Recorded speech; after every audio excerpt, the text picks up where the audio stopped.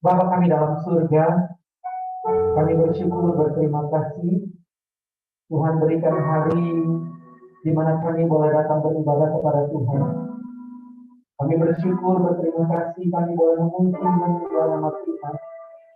Kami boleh berdoa dan menaikkan setiap doa dan seruan kami, keluhan kami kepada Tuhan. Dan kami bersyukur, berterima kasih untuk kesempatan kami boleh bukan hanya beribadah, tetapi juga kami boleh melayani bersama-sama. Baik kami yang ada di gereja maupun kami yang ada di rumah.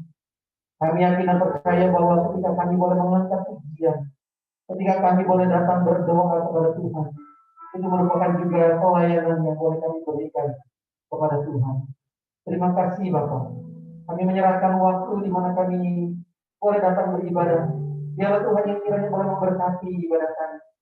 Khususnya ketika kami boleh beribadah melalui virtual.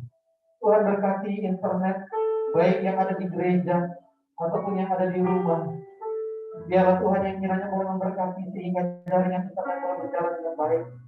Sehingga kami boleh beribadah kepada Tuhan dari awal, pertengahan, sampai selesai di dalam kasih karunia Tuhan. Berkati ini sehingga kesempatan bagi kami untuk melayani tidak menjadi sia-sia, tetapi boleh menjadi jumpa yang harum di hadapan Tuhan. Terima kasih Bapak. Di sini kami anak-anakmu, Tuhan berkati setiap kami. Berkati pujian kami, berkati doa, dan juga berkati firman Tuhan yang sedang kami akan sama-sama renungkan. Kami berdoa, kami bersyukur di dalam nama Yesus Tuhan Juru Selamat yang hidup. Amin.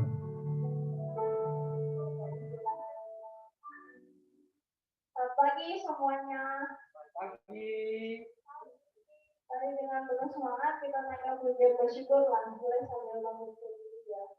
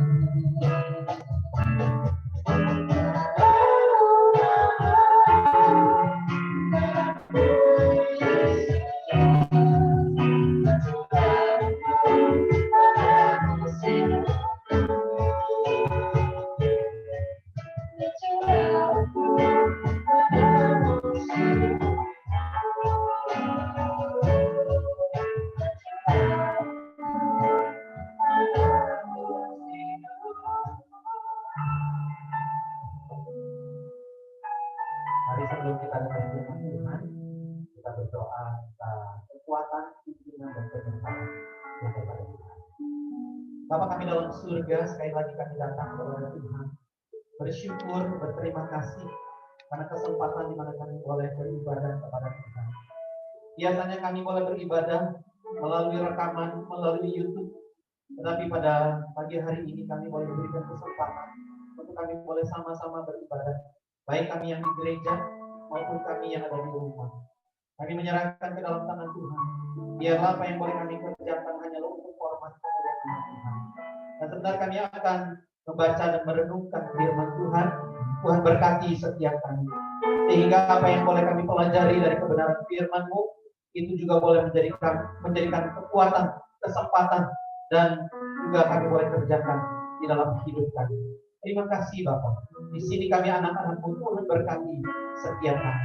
Berkati kami yang ada di gereja, berkati kami yang ada di rumah. Di dalam nama Yesus Tuhan Juru Selamat yang hidup, kami berdoa dan bersyukur. Amin. Baik, selamat pagi teman-teman semuanya. Kita bersyukur kalau pagi ini sekali lagi Tuhan berikan kesempatan buat kita. Ya, kita memang udah sama-sama kangen untuk kita sama-sama beribadah kepada Tuhan.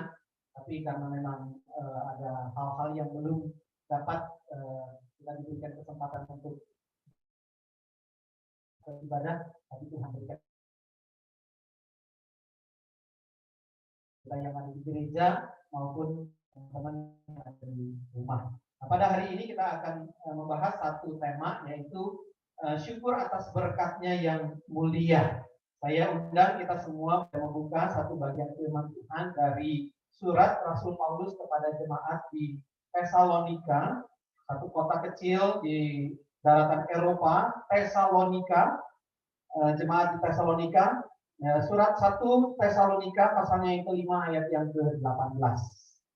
1 Tesalonika 5 ayat yang ke-18. Oke, kita baca sama-sama. 1 Tesalonika 5 ayat yang ke-18. Teman-teman yang di rumah juga buka Alkitab dan kita boleh baca sama-sama ya. Surat Rasul Paulus kepada jemaat di Tesalonika, 1 Tesalonika 5 ayat yang ke-18. Ya, kita baca sama-sama. Yuk, 1, 2, 3. Mengucap syukurlah dalam segala hal, sebab itulah yang dikehendaki Allah di dalam Kristus Yesus bagi kamu. Mengucap syukur. Mengucap syukur itu kalau bahasa Indonesianya adalah berterima kasih, kira-kira gitu kan ya. Nah, jadi kalau kita mengucap syukur itu biasanya untuk hal-hal apa aja? Hal-hal yang senang atau hal-hal yang gak enak juga kita bersyukur. Kalau di Hah? Tergantung pacarnya cakep atau jelek gitu ya. Pacarnya morotin atau suka kasih duit gitu kan ya. Kalau pacarnya suka kasih duit, ya kita nyesel juga ya, kita diputusin kan gitu. Kalau nggak naik kelas, kita bersyukur nggak? Tergantung. Oke, kalau kelasnya semuanya apa namanya anak-anaknya atau teman-temannya baik-baik, ya kita nyesel. Tapi kalau jahat-jahat, puji Tuhan, gua nggak naik kelas ya, gitu kan. Jadi apa namanya tergantung ya.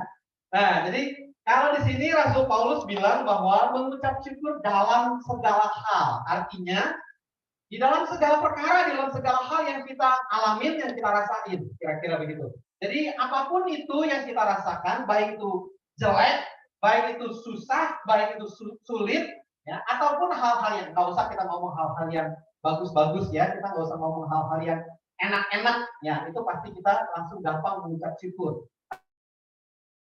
Enak, kita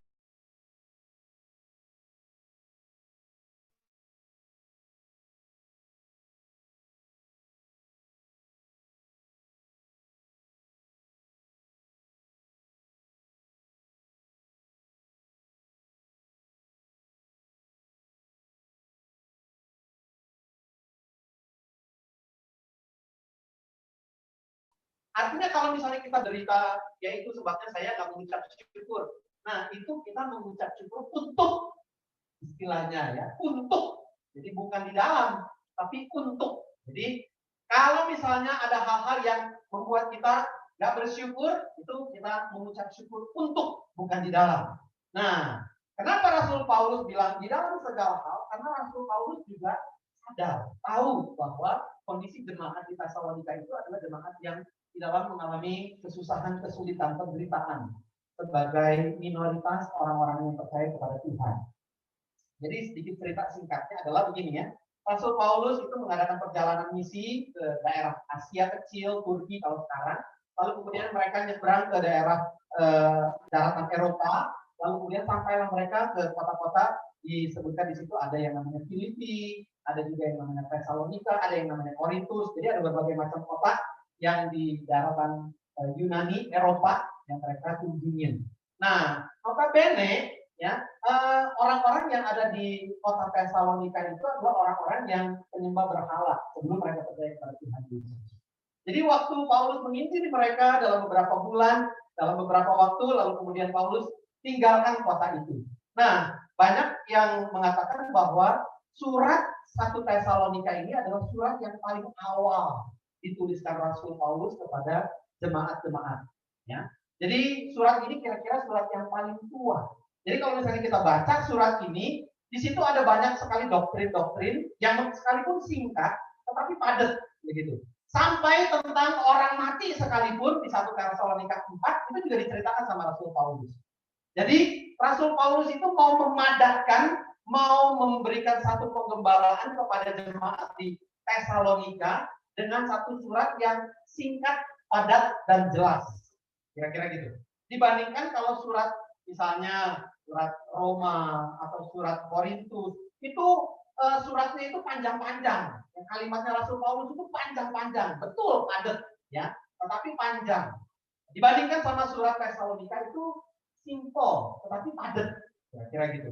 Nah, satu hal yang ditekankan sama Rasul Paulus adalah mengenai mengucap syukur.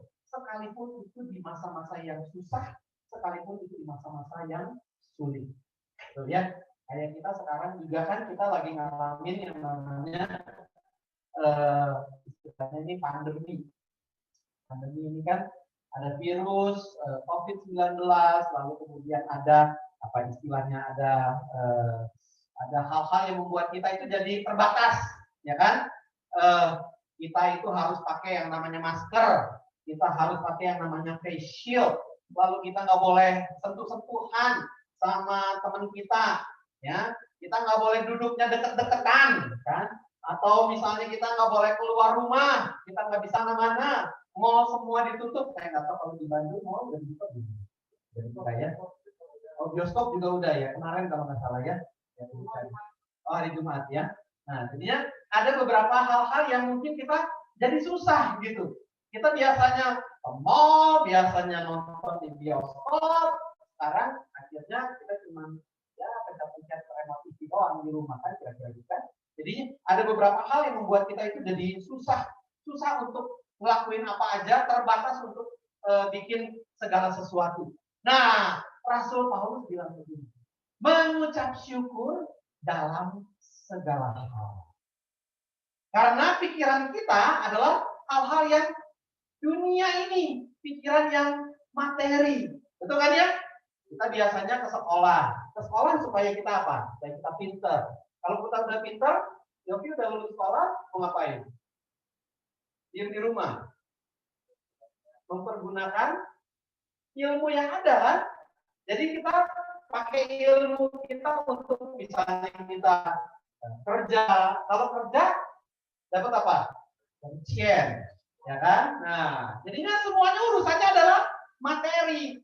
Kita nggak bisa kemana-mana. Lalu kemudian kita misalnya nggak bisa ke pasar. Ke pasar buat ngapain ke pasar?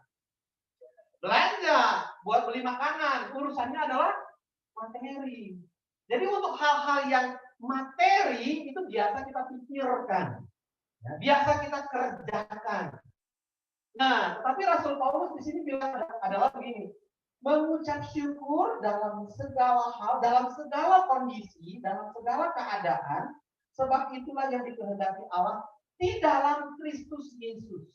Jadi Rasul Paulus maunya bilang begini sebenarnya, hey, kalau kamu memikirkan hanya untuk hal-hal yang materi, hal-hal yang duniawi, kamu itu nggak beda sama orang yang di luar Tuhan. Tetapi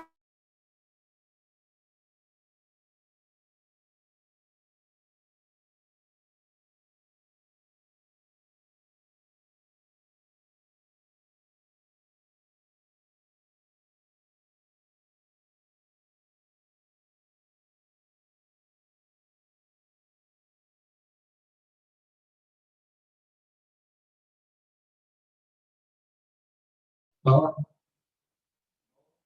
apapun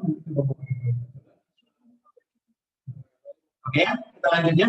Ini ada sedikit masalah di internet. Oke, kita lanjut ya. Jadi Rasul Paulus bilang begini, karena kamu itu sudah di dalam Kristus. Jemaat Tesalonika itu sudah di dalam Kristus.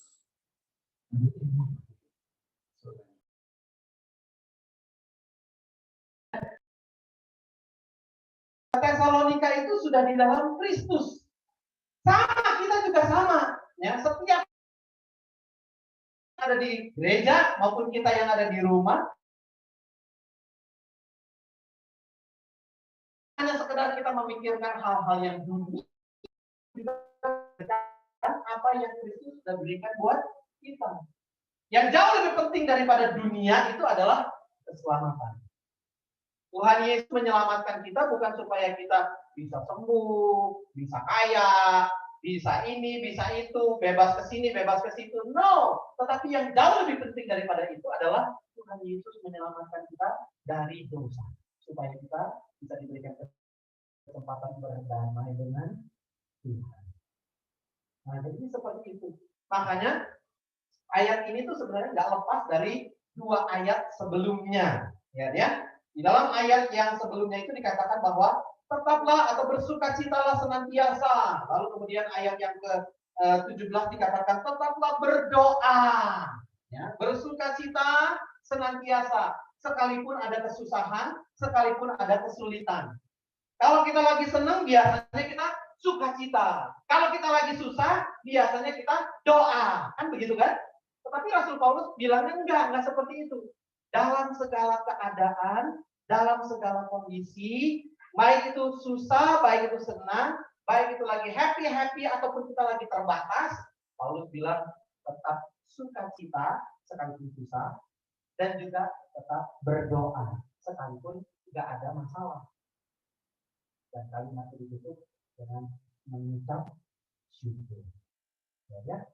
Jadi mengucap syukur di dalam segala hal, di dalam segala kondisi, dalam segala keadaan.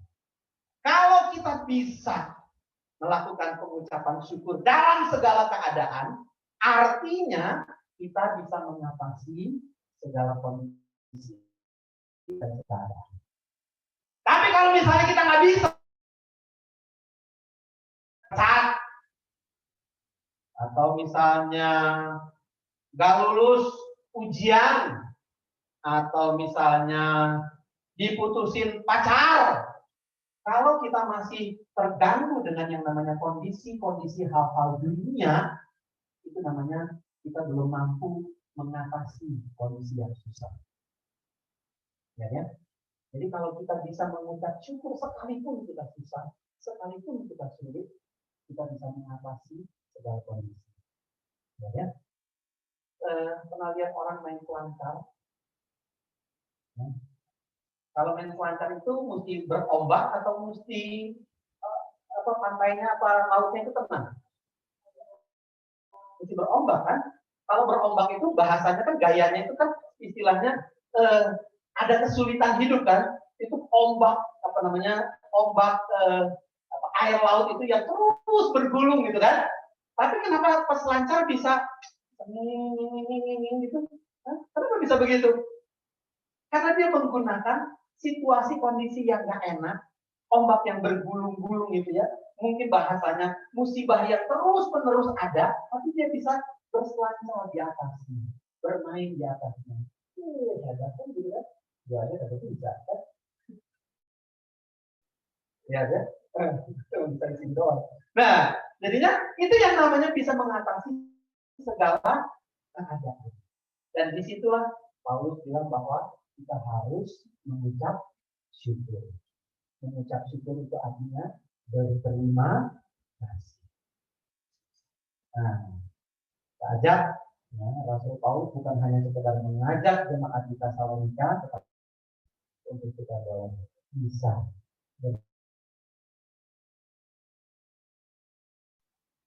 ya satu poin di sini. Tolong Tio. Lihat ya. Ini adalah coba kita lihat dari sudut pandang Allah. Nah, kemarin gua ada baca satu cerita di dunia. Ada satu petani, dia ini punya anak laki-laki. Ya. Satu petani punya anak laki-laki, sama ada satu kuda betina. Ya. Jadi satu orang petani, dia punya anak laki-laki, nggak tahu istrinya ada apa enggak, atau udah nanti, nggak ngerti ya. Tapi dia punya satu kuda betina. Terus si kuda betina ini tiba-tiba kabur.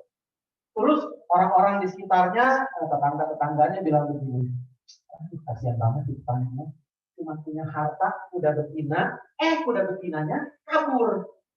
Terus si petaninya bilang begini, ini rugi atau untung kita nggak tahu. Siapa yang ngerti? Kira-kira beberapa hari ya, mungkin sekitar 1-2 hari, itu kuda betina pulang. Pulang nggak sendirian. Dia bawa jodoh, bawa kuda jantan, tapi masih liar. Jadi rugi atau enggak? Rugi atau untung? Hah? Waktu ngilang, bahasanya rugi. Tetapi waktu balik, dia jadi untung kan? Nah, terus udah gitu, tetangga-tetangganya bilang gini, wah, hebat nih petaninya, punya kuda, terus hilang, bisa bawa kuda lagi kan, kuda lain lagi kan? Petaninya bilang begini, saya tak dulu, lu lihat dari mana? Jadi untung rugi, siapa yang tahu? Gak ada yang tahu kan? Satu kali si kuda liar yang baru dibawa sama si kuda betina itu kan masih liar kan? Terus udah gitu mau coba dijinakin sama anaknya. Anaknya naikin si kuda yang masih liar. Terus kuda itu kayak apa ya istilahnya? Tingkat ya. Agresif gitu kan? Wah, gitu-gitu kan pokoknya ya. Wah, ronta-ronta kan? Nah, si anaknya terlempar. Berat. Kakinya dua-duanya patah. Kesian dulu gitu kan ya. Kakinya patah lagi gara-gara si kuda. Terus si petaninya bilang ini tadi dulu ya. Ini lu lihat dari sudut pandang mana nih? Ini untung rugi kita siapa yang ngerti? Nggak taunya kira-kira berapa bulan kemudian ada pemerintah datang dengan saudari-saudarinya, tentara-tentaranya, umumin. Semua anak laki-laki harus ikut perang. Model cerita Mulan. Ya, Mulan kan ceritanya gitu kan ya. Semua anak laki-laki kudu ikut perang, ngebela kaisar gitu kan. Nah, si Mulan karena bapaknya nggak punya anak laki-laki, makanya dia nyamar jadi laki kan.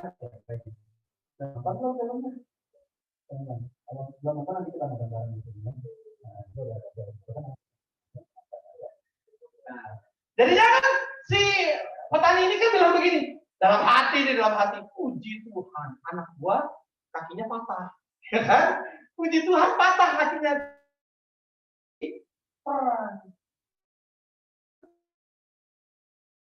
Rugi itu lihat dari sudut pandang mana. Jadi kita diajarkan kita harus lihat dari sudut pandang Tuhan. Ya. Jadi kita mesti melihat dari sudut pandang Tuhan. Yang kedua, yang kita mesti lihat adalah kita lihat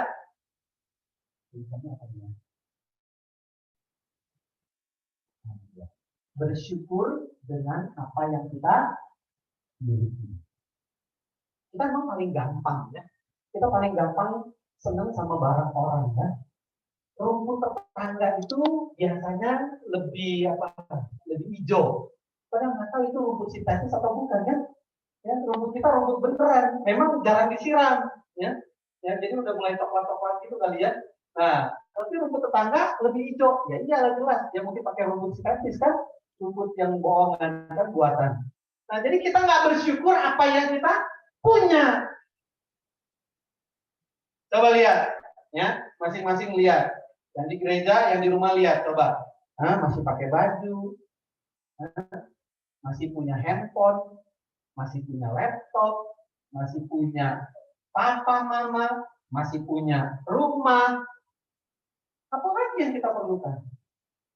Bersyukur untuk apa yang kita miliki. Jadi jangan berpikir lewat batas kira-kira gitu ya. Jangan berpikir yang kita nggak ada, jangan kita pengen sesuatu yang kita nggak punya, tetapi kita bersyukur, berterima kasih untuk apa yang kita punya. Oke? Jadi dua pelajaran itu boleh membuat kita terus bersyukur di dalam segala hal. Ya. Ayat 18. 1, 2, 3. Mengucap syukurlah dalam segala hal, sebab itulah yang dikehendaki Allah di dalam Kristus Yesus bagi kita. Oke?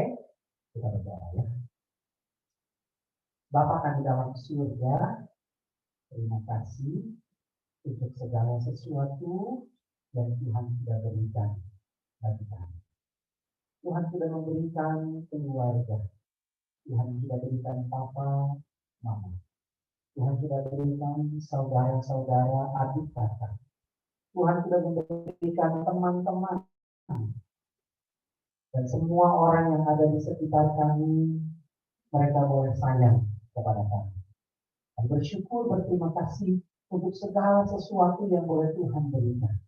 Baik itu perkara-perkara dunia, dan terlebih lagi Tuhan sudah memberikan perkara yaitu keselamatan di dalam Yesus Kristus. Terima kasih Bapak.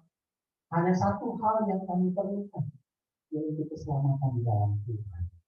Dan sekalipun kami kehilangan berbagai macam hal, harta dunia, hal-hal yang materi, biarlah kami boleh sadar bahwa itu semua tidak adalah pemberian yang daripada Tuhan. Biarlah kami boleh lebih mencintai Tuhan dibandingkan pemberian itu sendiri. Tuhan berkati setiap kami. Sehingga apa yang boleh kami pelajari pada pagi hari ini, boleh kami kerjakan di dalam setiap hidup. Mulai saat ini, kami mau terus berterima kasih kepada Tuhan. Kami berdoa, kami bersyukur di dalam nama Yesus, Tuhan Juru Selamat. Amin. Kita mau bangkit berdiri bersama dengan gereja dari segala abad. dan gereja dari segala tempat, kita mengaku pengakuan iman kita. Dan berdasarkan pengakuan iman Rasul. 1, 2, 3. Aku percaya kepada Allah, Bapa yang Maha Kuasa, Khalik langit dan bumi, dan kepada Yesus Kristus, Anak-Nya yang tunggal Tuhan kita, yang ditanggung dari Roh Kudus, lahir dari anak darah Maria, yang menderita sengsara di bawah pemerintahan Pontius Pilatus, disalibkan, mati dan dikuburkan, turun ke dalam kerajaan Allah. Pada hari yang ketiga, bangkit pula dari antara orang lain, naik ke surga, duduk di sebelah kanan Allah, Bapa yang Maha Kuasa. Dan dari sana ia akan datang untuk menghakimi orang yang hidup dan yang mati. Aku percaya kepada Roh Kudus, gereja yang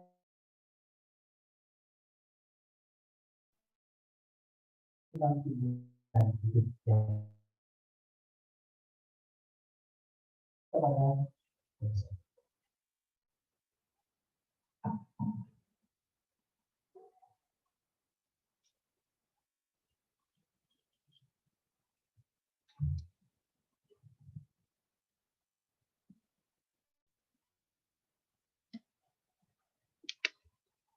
Bagi teman-teman yang mau memberikan persembahan, bisa menggunakannya pada amplop persembahan atau boleh ditransferkan ke rekening berikut.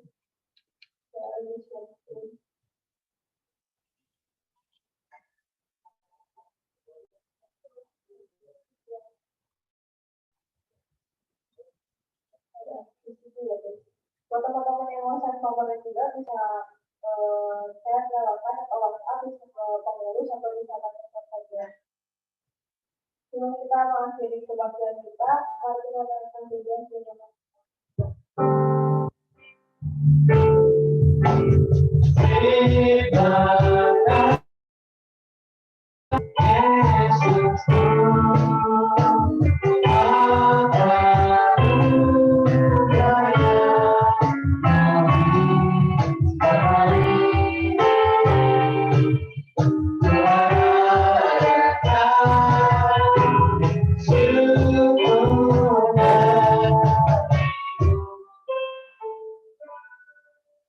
Mari kita bangkit berdiri dan kita menerima berkat.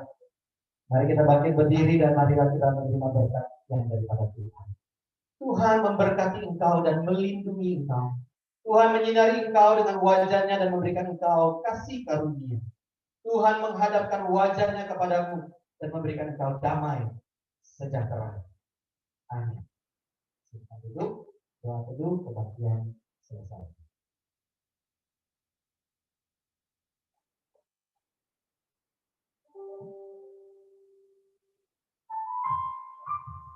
Pengumuman sedikit teman-teman buat minggu depan kita juga bakal melaksanakan kebaktiannya kayak juga di jam 10 nanti minggunya sama jadi jangan lupa di share nanti sebagai lagi.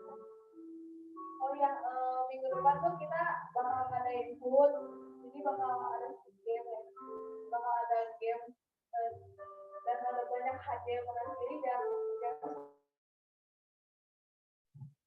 ada kayak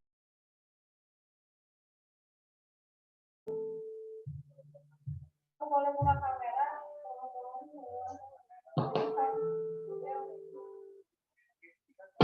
boleh dibuka kameranya semuanya. Halo, Elvira, Narsis. halo. Yang lain juga boleh buka kameranya. Dibuka, Will. Kalau mau masih diamankan. Michael, yo bel. Iya. Segi, siapa lagi?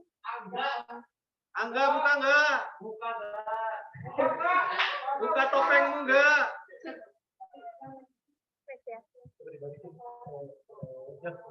Halo semua.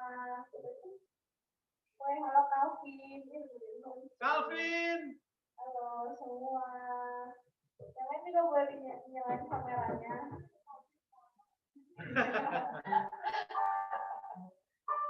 Mau difoto, dibuka ya. Hai Angel, hai Bangga. Kita foto bareng. Halo. Siapa nih? Andrew. Oh, Andrew, halo. Jadi. Yang mana?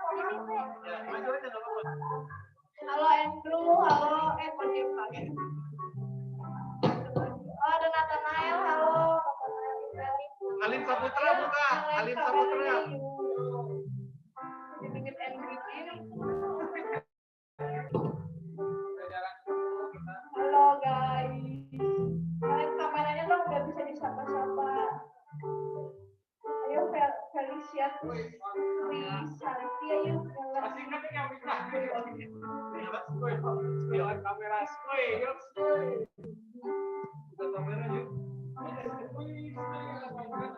Mari foto.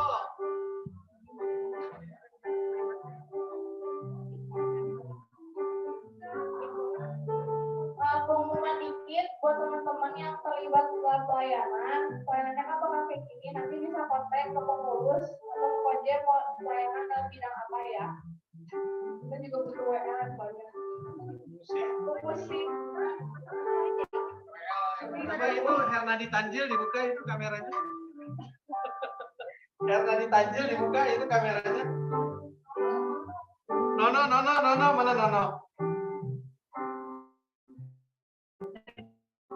Oh, Woi.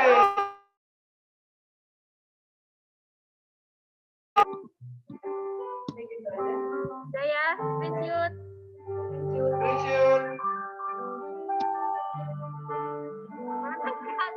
Cuma satu layar ya? Iya, ada link. Mana bukan? Klik. Nanti keluar. Oh, nanti keluar. Oke. Kebaktian selesai. Makasih semua. Thank you guys. Thank you. Baik ya. Selamat God hari bless ya. Minggu. Bye.